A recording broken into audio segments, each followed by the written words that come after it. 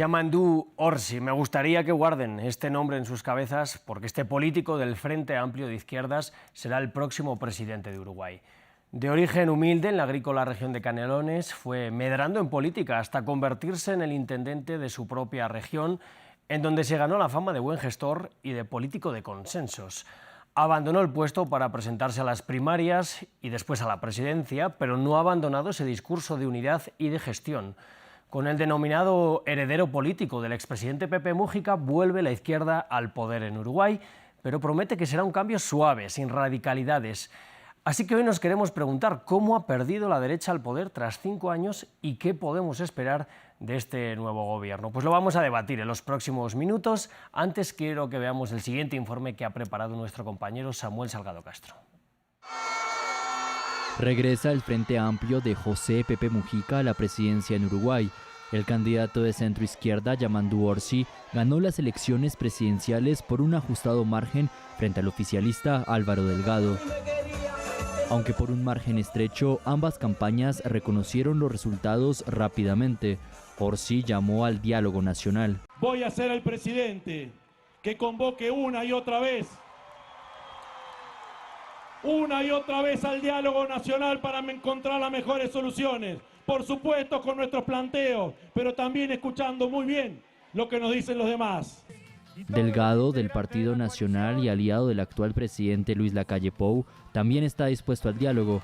Felicitó la victoria de su contrincante, pero dejó en firme sus convicciones. Las elecciones se ganan y se pierden. Una cosa es perder las elecciones y otra es ser derrotados. Nosotros no estamos derrotados. Los gobiernos de los países vecinos de Uruguay fueron los primeros en felicitar la victoria de Yamandu Orsi. El presidente brasileño Luis Inácio Lula da Silva expresó su alegría por el regreso del partido político de su amigo, el expresidente Pepe Mújica.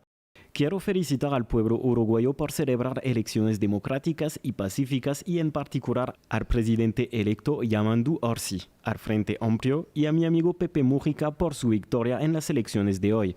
Esta es una victoria para toda América Latina y el Caribe. Brasil y Uruguay seguirán trabajando juntos en el Mercosur y en otros foros por el desarrollo justo y sostenible, la paz y la integración regional. Mientras que el gobierno argentino, en otra corriente política, saludó diplomáticamente a Orsi por su victoria. La República Argentina felicita al pueblo uruguayo por su ejemplar jornada cívica y saluda al presidente electo Yamandu Orsi por su victoria. Ratificamos nuestro compromiso de trabajar junto a Uruguay para fortalecer la agenda compartida y el bienestar de ambos países. Orsi prometió el regreso de una izquierda moderna y renovada. Bueno, pues para este debate de hoy nos acompañan desde Montevideo Camila Ceballos Lerete. Ella es docente e investigadora de la Universidad de la República. Compañero suyo también en esa institución es el profesor de Ciencia Política Adolfo Garceles. Quiero dar la bienvenida a los dos en este espacio. Antes de entrar a debatir, les voy a recordar a todo el mundo que estamos en redes sociales como @France24_-es y como el hashtag el debate F24. También estamos en diversas plataformas de audio, Apple Podcast, Spotify, Deezer y TuneIn. Allí nos van a poder escuchar una vez que hayamos acabado ya este debate. Ahora sí, entramos ya con el tema que nos atañe hoy, que es el futuro de Uruguay después de las presidenciales. Yamandu Orsi va a ser el nuevo presidente del país. Así que quiero empezar con Camila Ceballos. Antes de empezar, quiero dar un par de datos, porque bueno, es verdad que los últimos meses no han sido realmente malos para este gobierno que sale ahora mismo, el de Luis Lacalle Pou. 9,1% de tasa de pobreza, ha bajado del 10% en los 6 primeros meses del año, en torno a 450.000 personas se calcula. También, son unos datos un poco peores de los años respecto anteriores a la pandemia de COVID-19, se situaba en un 8,6, el desempleo está aproximadamente en un 7,3, es una cifra similar a los años, podríamos decir, 2010-2015, en los que gobernaba el Frente Amplio. Pero desde luego la peor tasa que deja el gobierno es la de los homicidios. 382 homicidios en 2023. Inside Crime habla de una tasa de 11,2 homicidios por cada 100.000 habitantes. Le quiero preguntar, ¿ha sido esto quizás lo que más ha pesado en los votantes para elegir un cambio en Uruguay? Hola, buenas tardes. Es un gusto estar acá. Probablemente ese haya sido el factor que generó más incidencia o que estuvo más presente en la elección de los ciudadanos durante la jornada del día de ayer.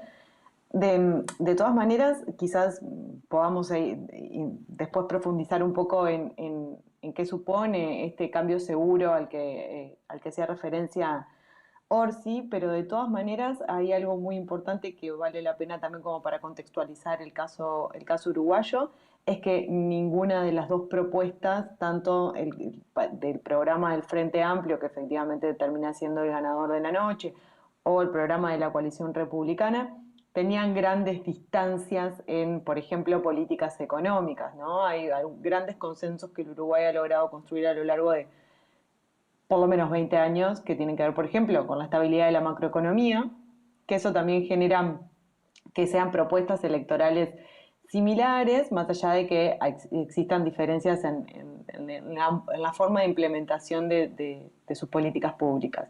Pero sí, de hecho, lo que tú bien comentabas es el tema de la inseguridad y de los homicidios es la primera preocupación que tienen hoy los uruguayos y probablemente hayan estado movidos por esa decisión también. Bueno, pues paso a saludar también a Adolfo Garcés. Le quiero trasladar la pregunta si cree que quizás ha sido la inseguridad lo que más ha pesado a la hora de votar y si está de acuerdo también con su compañera, porque yo he podido leer de su puño, usted ha escrito que, bueno, aunque parezcan programas similares, realmente sí que hay diferencias entre el Frente Amplio y la coalición conservadora que estaba ahora en el gobierno. Hola, ¿cómo estás? Es un gusto estar acá conversando contigo y compartiendo con mi colega Camila. Te aclaro que no acostumbro debatir con mis colegas, acostumbro escucharlos y tratar de aprender de ellos, y mucho menos corregirlos.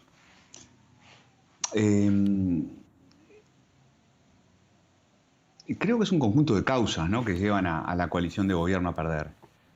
Probablemente de los peores números, si hubiera que buscar números o políticas públicas en las que no funcionó el gobierno, quizás sí los homicidios hayan sido lo más complicado. Pero me parece que para explicar la derrota del gobierno hay que pensar en eso, en un conjunto de causas. Un gobierno que gobernó con viento en contra, la pandemia, una sequía importante, el problema del tipo de cambio con Argentina que afectó el comercio, sobre todo en el litoral del país, durante, no sé, más de un año. La inseguridad, la sensación de inseguridad que continúa, escándalos de corrupción que hubo. Y a esto hay que sumarle que Uruguay es un país donde la democracia funciona muy bien, los partidos políticos son muy fuertes, la oposición hace muy bien su trabajo, la oposición critica, la oposición propone y propuso un cambio significativo pero moderado a la vez. Entonces, no creo que sea tan difícil explicar la derrota de un partido de gobierno en Uruguay, un país que está acostumbrado a las alternancias. Bueno, es interesante lo que nos habla el profesor Garcés sobre la democracia, porque uno de los puntos en los que quiso ahondar Yamandu Orsi en su discurso es que, bueno, van ya 40 años al menos de democracia y sigue la calma, ¿no? Destaca que, bueno, dentro de la región la política en Uruguay parece llevar un camino mucho más lógico que en otros países, o al menos menos atravesado. Yo quería preguntar por esos grandes discursos que ha habido de los dos candidatos que han llegado a este balotaje, bueno, ahondar en que somos un país unido pese a todo, tenemos nuestras discrepancias, pero vamos a dialogar. ¿Por qué ha habido tanta insistencia en el diálogo? Se lo pregunto a Camila Ceballos. Bueno, creo que esa insistencia en el diálogo, quizás valga la pena, antes simplemente una anotación. Nosotros ayer vivimos una jornada que estamos acostumbrados, porque nunca sucede nada en Uruguay con eventos de violencia o cuestiones de ese tipo vinculadas a la jornada electoral, pero fue una jornada maravillosa en ese sentido y hay que festejarlo y hay que estar agradecidos así por la cultura cívica que tenemos y por cómo funcionan nuestras instituciones democráticas. La verdad que en ese sentido está todo muy bien. Creo que la insistencia al diálogo que hubo en los dos discursos de la fórmula del Frente Amplio y también de la fórmula de la coalición republicana tiene que ver o está asociado fundamentalmente a los resultados de las elecciones de octubre, donde allí también, además de fórmulas presidenciales, se definía la composición del Parlamento, y en ese caso el Frente Amplio tiene la mayoría en la Cámara de Senadores, pero no así la mayoría en la Cámara de Diputados, lo que obliga a negociar mucho más, a salir a buscar acuerdos políticos para que sucedan las políticas públicas en nuestro país a través del Parlamento. Entonces, esa apelación al diálogo tiene que ver con con las condiciones parlamentarias que resultaron de octubre, pero además también creo que tiene que ver con una necesidad, o al menos de construir una idea de que los grandes problemas que tiene Uruguay,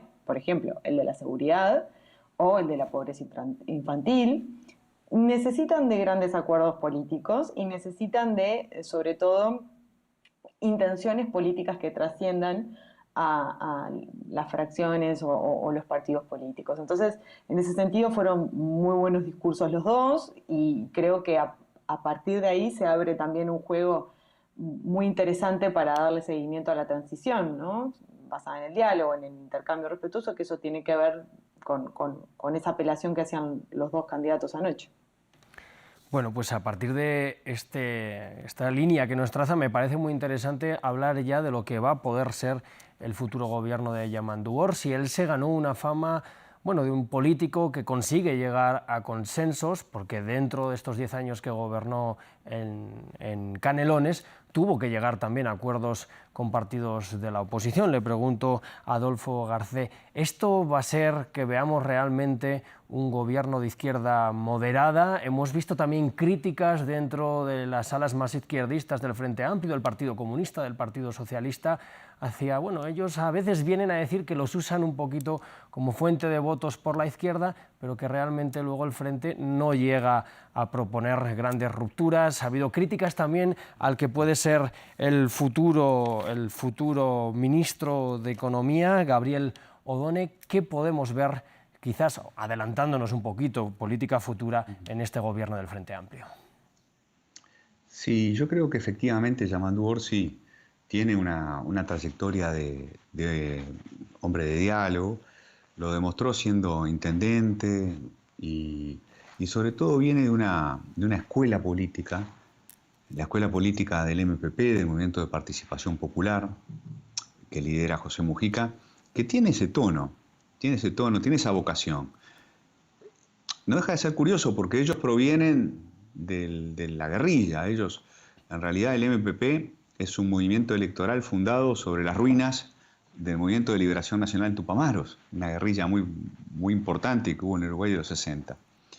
Pero probablemente como consecuencia de la propia experiencia vivida en los 60 y después durante la dictadura, en la cárcel, en el exilio, el movimiento de participación popular ha sido, sobre todo ya, no tanto en la década del 90, pero ya en principio del siglo XXI y en particular durante la presidencia de Mujica, entre el 2010 y 2015, un movimiento político capaz de articular, capaz de dialogar con la oposición.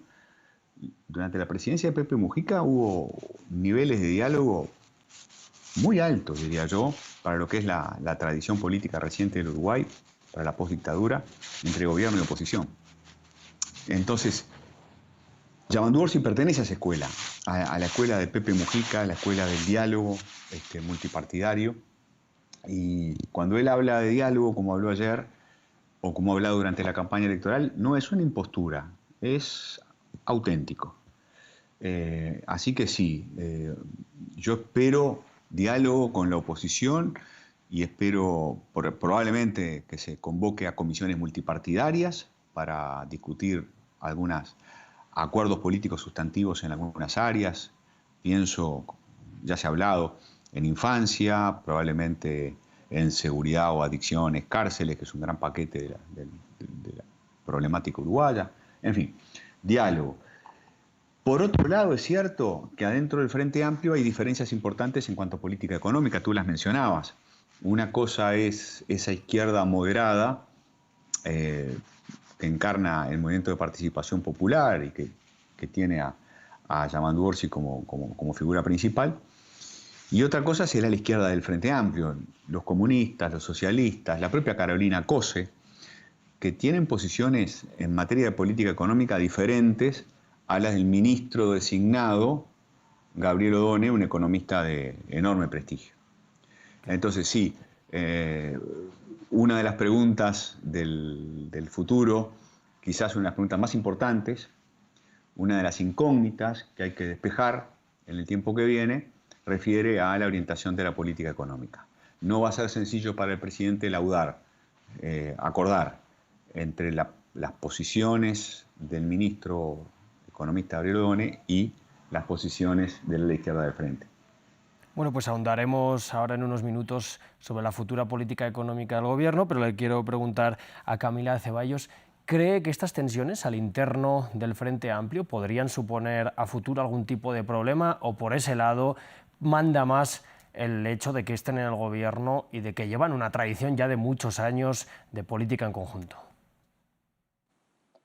Bueno, yo creo que esas tensiones han atravesado históricamente al Frente Amplio. Quizás en donde fue más evidente esta tensión fue durante la presidencia de José Mujica, donde se hablaba de la existencia de dos equipos económicos, pero me parece también que es un punto importante recordar que el Frente Amplio es un partido programático, tiene las decisiones que vaya a tomar las va a tomar en función de lo establecido en su programa.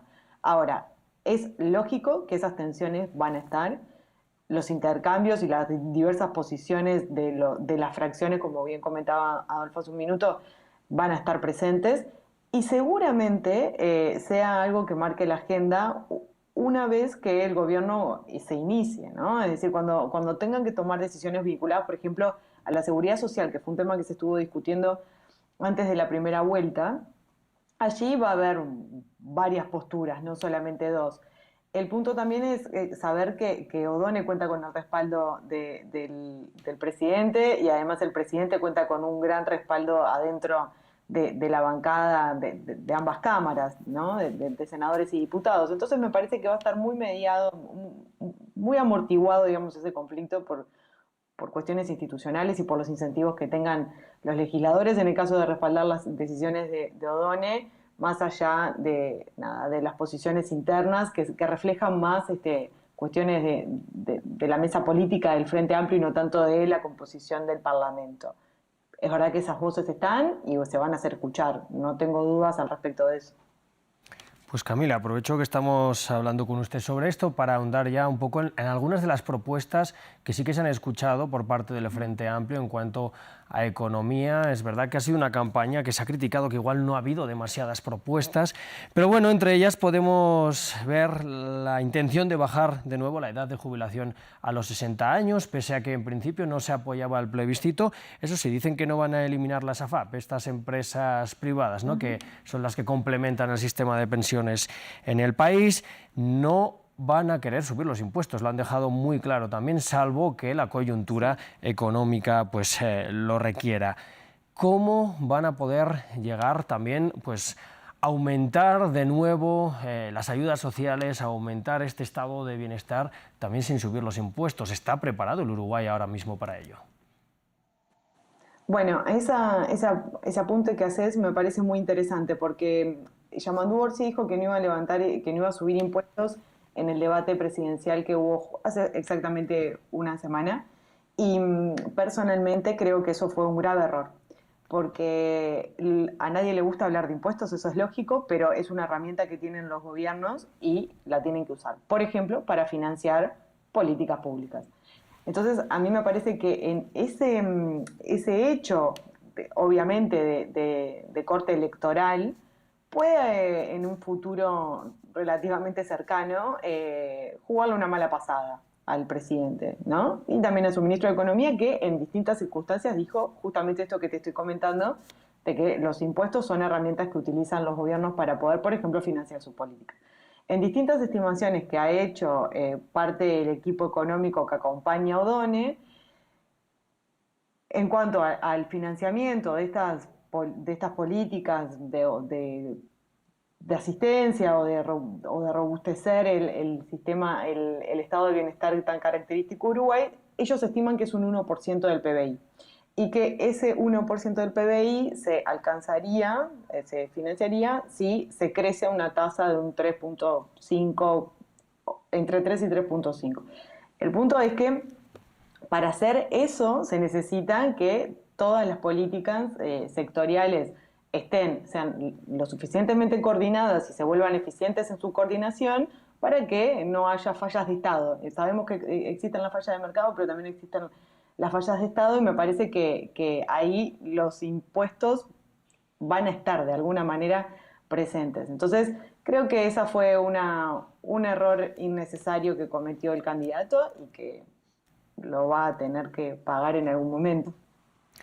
Pues Adolfo, le veo asentir, le trasladó también la pregunta. ¿Cree que ha sido un error hablar de no subida de impuestos o si el país está preparado para asumir más gasto público sin subir los impuestos?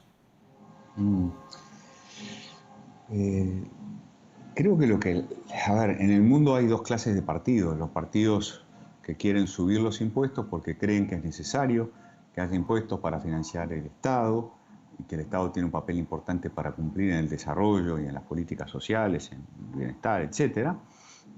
Típicamente los partidos socialistas, socialdemócratas, y los partidos que prefieren bajar impuestos. A mí me parece que las dos cosas son perfectamente válidas, que hay que decírselas con claridad a la ciudadanía para que la ciudadanía pueda optar, nada más. El Frente Amplio es un partido de izquierda, pero optó en esta elección por no prometer subir impuestos o por prometer no subirlos, y sí, y uno se pregunta cómo hará el Frente Amplio para, sin subir impuestos o sin abandonar esa promesa, financiar el gasto público social. El Frente Amplio hizo campaña proponiendo lo que proponen los partidos de izquierda: políticas sociales, gasto en educación, sistema de cuidados, gasto en innovación. Gastos. Las izquierdas gastan, las izquierdas creen que es necesario gastar y para eso tienen que recaudar. Entonces, ¿cómo va a ser el Frente Amplio para cumplir con las promesas de políticas sociales sin subir los impuestos? Como dice Camila, claro, nos tendría que ir muy bien en la tasa de crecimiento, y a su vez, ¿cómo va a ser el Frente Amplio para acelerar la tasa de crecimiento? Es algo de lo que la verdad que yo creo que se habló poco en campaña, no se discutió con la suficiente profundidad. En lo particular, yo tengo algunas dudas sobre cuál sería la estrategia del Frente Amplio para acelerar el crecimiento económico. Ahí, en todo caso, yo no soy economista, desde luego, pero ahí en todo caso hay una clave importantísima para los próximos años. Una cosa es la economía creciendo y el Frente Amplio teniendo dinero para cumplir con sus promesas, y otra cosa es la economía creciendo poco y un Frente Amplio con poca plata en la caja para todo lo que se propone hacer y para todo lo que le prometió a la ciudadanía hacer. Claro. Además, no sé si están de acuerdo conmigo, pero tienen que cumplir porque son sus grandes banderas. El propio Pepe Múgica ha dicho que con ellos ha subido en torno al 87% respecto a un 13% de lo que han conseguido la coalición gobernante, ahora mismo las derechas, subir los salarios de los uruguayos en los últimos años. Han hablado también de conseguir nuevas inversiones y algo muy importante, de hacer resurgir, hacer aumentar también las exportaciones a través de la industria. Para ello hace falta, de la agricultura, de la ganadería, hace falta invertir en ello. En este punto, quizás la experiencia anterior en Canelones de Yamandú Orsi puede ser un punto muy a su favor. Le pregunto a Camila. Sí, puede ser un punto muy a su favor también. Estuvo 10 años adelante de la intendencia del departamento de Canelones, que es un departamento muy complejo, como tú advertías al inicio del programa. Ahora bien, a mí me parece que un país es distinto a un departamento, por supuesto, claro. Y si bien Yamandú puede desplegar todas sus capacidades de gestor, de negociador, de todo lo que estas capacidades que él ha demostrado, sobre todo en el último mes de campaña, también hay contextos estructurales que tiene nuestro país. somos un país muy pequeño, tomador de precios en la mayoría de las cuestiones. Nos cuesta mucho crecer por fuera de las expectativas y a mí me parece que eso está muy asociado también a alguna política que suponga para Uruguay hacer modificaciones más bien estructurales, que en el caso Odone lo ha adelantado, ¿no? Cómo sumarse a estas cadenas de valor regionales o internacionales donde Uruguay puede hacer la diferencia. Y allí hay algunas estrategias que Yamandu Orsi ha realizado, algunas experiencias, no estrategias, en el departamento de Canelones que podrían tener algún tipo de réplica a nivel nacional. No obstante, nuevamente, me parece que ese tipo de políticas requieren de una fuerte coordinación de los instrumentos de política, ¿no? Ya sea de políticas industriales, agropecuarias, económicas sobre todo, que allí va a estar más que en otro lugar el gran desafío que tiene el Uruguay en los próximos años. Pues es muy interesante esta dicotomía que vive el Uruguay entre un Montevideo muy amplio, con mucha población, y una ruralidad menos despoblada, pero que, claro, produce la materia prima del país. Le quiero preguntar a Adolfo, en este punto quizás la experiencia también de Carolina Cose en Montevideo puede ser clave, y no solo en la economía, porque también Yamandu Orsi ha dicho que una de sus bases va a ser también intentar desarticularlas en torno a 50 bandas asociadas al narcotráfico que hay en el país y que muchas de ellas pues trabajan especialmente en la capital, en Montevideo. Sí, creo que la experiencia de Carolina Cose y sobre todo su formación como ingeniera y yo diría su afinidad con los temas de innovación, ciencia, tecnología, temas que, dicho sea de paso, Camila conoce súper bien, que ella puede profundizar más que yo. Creo que ahí ya tiene un aporte interesante y muy valioso para hacer. Diría, una fortaleza del Frente Amplio como partido, una fortaleza competitiva del Frente Amplio como partido, es precisamente esta agenda, la agenda de la innovación, que es una agenda en el mediano y largo plazo clave para el desarrollo de las naciones, como sabemos, pero que no necesariamente da frutos en materia de crecimiento económico rápidamente. Es decir, me imagino a una Carolina Cose intentando apuntalar al gobierno del Frente Amplio, a Gabriel Odone, a los demás ministros en esta temática, pero me imagino que estas políticas de innovación que puede llegar a implementar el Frente Amplio no necesariamente darán sus frutos en lo inmediato, como para acelerar el crecimiento económico. Pueden poner las bases de un crecimiento económico más dinámico, pero no sé si funcionarán en el corto plazo. Y por otro lado, tú mencionás el tema de las bandas criminales en Montevideo, y sí, allí hay un gran desafío del gobierno y del país, ¿no? Bueno, como se decía al principio, la tasa de homicidios no ha bajado, quizás no ha empeorado sensiblemente respecto a los años anteriores, pero en todo caso este país tiene una tasa de homicidios comparativamente muy alta. Este país tiene una tasa de prisionalización muy alta, hay mucha gente en las cárceles y por ahí hay todo un problema que está en parte vinculado con las bandas criminales y el narcotráfico, que empieza a ser más importante en Uruguay, perdón, como en otros países de América Latina, pero que también está vinculado con la fragmentación de la sociedad uruguaya, con la ruptura del tejido social, que en parte se explica por el fracaso en el sistema educativo que se arrastra hace muchos años, sobre todo en la enseñanza media.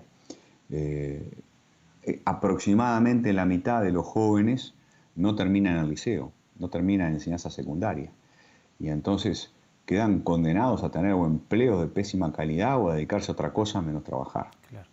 Y por ahí hay un problema muy serio. Bueno, pues Camila, creo que nos toca ir con su especialidad. Entonces, la innovación. Está de acuerdo con Adolfo Garcé en que pueden poner la base quizás de un cambio en la economía o de un desarrollo en la economía de Uruguay, pero que eso se vea a largo plazo quizás no les sirva para en 5 años, bueno, pues terminar de convencer a la población de que necesitan otro periodo legislativo también. Y cómo, se me ocurre preguntar también, cómo esto se liga con lo que nos comenta también el profesor, con ese abandono escolar, con esa falta de empleo de calidad. ¿Podría necesitar Uruguay, por tanto, esta innovación? Sí, sin duda. El Uruguay necesita urgentemente hacer dos cuestiones vinculadas a las políticas de ciencia, tecnología e innovación. En primer lugar, reorganizar su estructura institucional, ¿sí? Al día de hoy tenemos algunos problemas de, por ejemplo, dónde se radicaría para que tenga la relevancia política que se necesita en este tipo de políticas, si va a ser un ministerio de la ciencia, la tecnología y la innovación, si va a estar atada a la presidencia de la República, sobre todo porque necesitan estas políticas de este tipo mucha visión estratégica y mucho respaldo político. Y necesariamente tienen que estar asociadas a las modificaciones o ajustes que se hagan en la educación, porque las políticas de ciencia, tecnología e innovación tienen la característica de ser políticas transversales y que necesariamente tienen que estar en diálogo no solamente con las políticas de innovación, con las políticas de salud, por ejemplo, con las políticas de industria ni que hablar, con las políticas vinculadas al mercado de trabajo. Entonces, esa transversalidad y esa visión estratégica necesariamente tiene que estar atada o respaldada con mucho poder político que lamentablemente tiene que trascender el rédito político en el corto plazo, ¿sí? Y ahí es donde está justamente el desafío que tienen este tipo de políticas que son tan ambiciosas o que tienden a tener una visión de largo alcance, es que por lo general los resultados no se llegan a ver durante el ciclo interelectoral, es decir, durante el periodo de gobierno, sino que se ven a largo plazo. Pero justamente en este marco de acuerdos o de un diálogo nacional más grande que construya este tipo de políticas, las políticas justamente de ciencia, tecnología e innovación aparecen como las grandes candidatas para hacer acuerdos macro o marco que trasciendan a los partidos, que trasciendan los gobiernos y que se conviertan efectivamente en políticas de Estado como se las suele conocer. Bueno, pues por desgracia nos quedan apenas 3 minutos, así que ya les voy a tener que pedir una última intervención breve para dejar una hipótesis de lo que puede verse, vamos a decir, en el primer año de gobierno del Frente Amplio que podemos esperar en Uruguay. Empiezo con Camila y acabamos con Adolfo.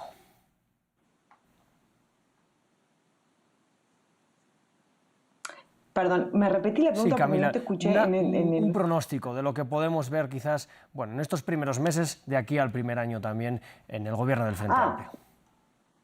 Bien, bueno, los primeros meses van a estar signados por esta primavera o este romance que tienen los gobiernos cuando recién son electos, pero sobre todo también va a estar muy signado por la necesidad de Orsi de enfrentarse a estos problemas que él puso sobre la mesa, ¿no? ¿Qué va a pasar con la inseguridad, que es un problema que le afecta a la ciudadanía? ¿Qué va a pasar, por ejemplo, con los diálogos que propuso para la modificación de la seguridad social? Creo que, como todos los años, los primeros años están marcados por la construcción de la ley de presupuesto, donde está muy atravesada por las negociaciones. Entonces, una primera parte del año va a estar en el marco de este romance y después ya empezará efectivamente a suceder el gobierno. Bueno, pues vamos con Adolfo también para el cierre. ¿Qué puede pronosticar, igual que Camila, un primer romance que después pueda llevar a un desencanto? Es algo bastante normal en la política, no solo del Uruguay, desde luego en todo el mundo. Sí. Bueno, quizás lo primero sea la conformación del gabinete. Veremos quiénes son los demás ministros designados. Hasta el momento solamente ha mencionado a Gabriel Odone, como ya dijimos con Camila, este economista que será el que cabeza el Ministerio de Economía y Finanzas. Pero bueno, ¿quiénes serán los demás ministros? Son algunos ministros muy importantes. ¿Quién será el canciller? ¿No? ¿O quién será el ministro del Interior? ¿Qué equipo tendrá el Ministerio del Interior? Por ahí hay una primera clave. Luego, como muy bien decía Camila, ¿no?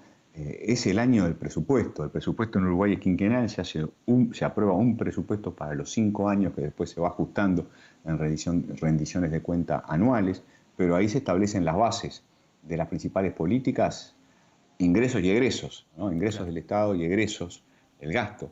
Bueno, eso es clave y entonces ahí es donde podrá empezar a verse, bueno, si se apuesta a la innovación, si se apuesta más a la educación, en fin, qué pasa con el sistema de cuidados o con los gastos, con el gasto público social en general.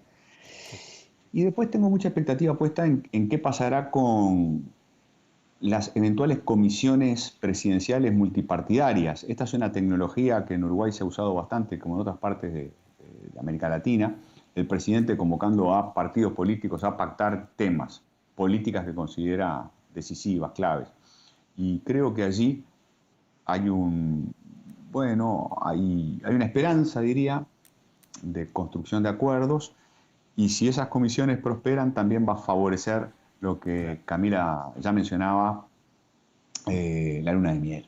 Si hay comisiones multipartidarias, el presidente también mejora su popularidad. Claro.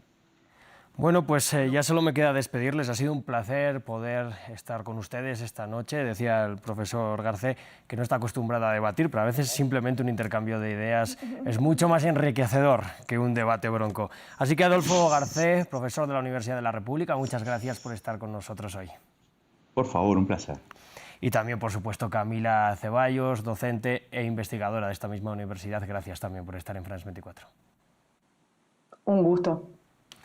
Bueno, y por supuesto tengo que dar las gracias también a todo el equipo de luces, sonido, que está detrás de las cámaras. También, por supuesto, a Laura Garzón en la producción de este programa y a Tania Herrera, que está siempre dirigiendo el equipo de invitados de este debate de France 24. A ustedes les invito a que sigan con nosotros aquí, que volvemos con más programación.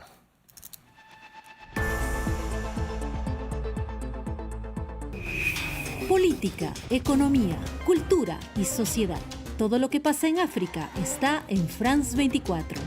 Reportajes, corresponsales, invitados, análisis. Una visión global de los desafíos del continente y su diáspora global. Acompáñenme en África 7 días por France 24 y france24.com.